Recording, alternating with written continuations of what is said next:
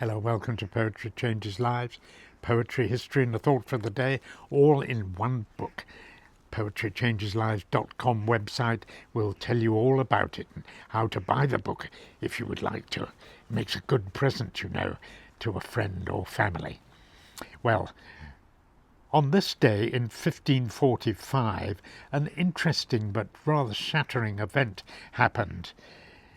The Mary Rose, the great flagship of the English Navy, sank off the Isle of Wight for no apparent reason.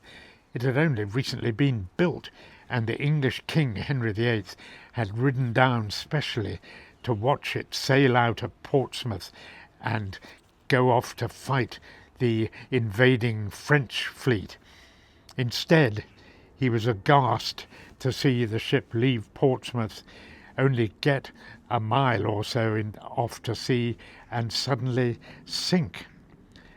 It's probable the ship was somehow incorrectly balanced and top-heavy, too many cannon on the poop deck or something like that. Well, it was a disaster at the time.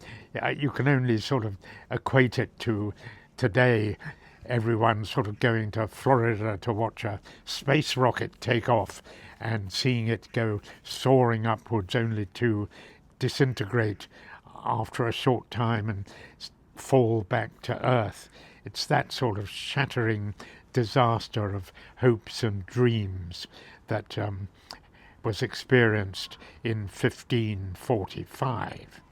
Well, relatively recently, in 1982, the remains of the ship were lifted from the sea and carefully restored, and some of it had been very well preserved in the soft, deep mud of the English Channel.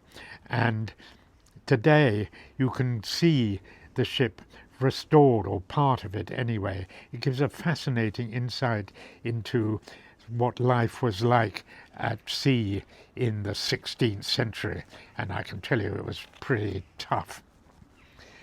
Well, I'm reading a poem about seafaring by Walt Whitman, great American poet of the 19th century. It's called Aboard a Ship's Helm. It's about the dangers of seafaring, and it also has a deeper meaning about really that life is a voyage. Our souls are ships on a sea of life. See what you think of this.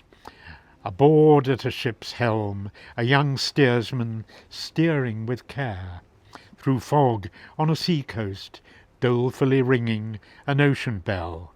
Oh, a warning bell, rocked by the waves.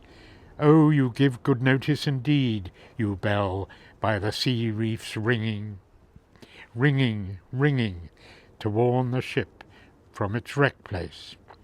For as on the alert, O steersman, you mind the loud admonition, the bows turn, the freighted ship, tacking, speeds away under her grey sails.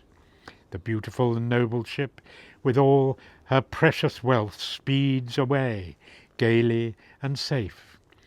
But, oh, the ship, the immortal ship, O ship aboard the ship, ship of the body, ship of the soul, voyaging, voyaging, voyaging. It's a sort of food for thought there, isn't it? The ship of life, or the ship sailing on the sea of life.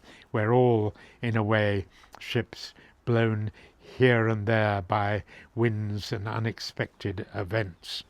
Today I ask that I will be helped to steer the ship of my soul and keep it on a steady course. I wish the same for you today. Thanks for listening.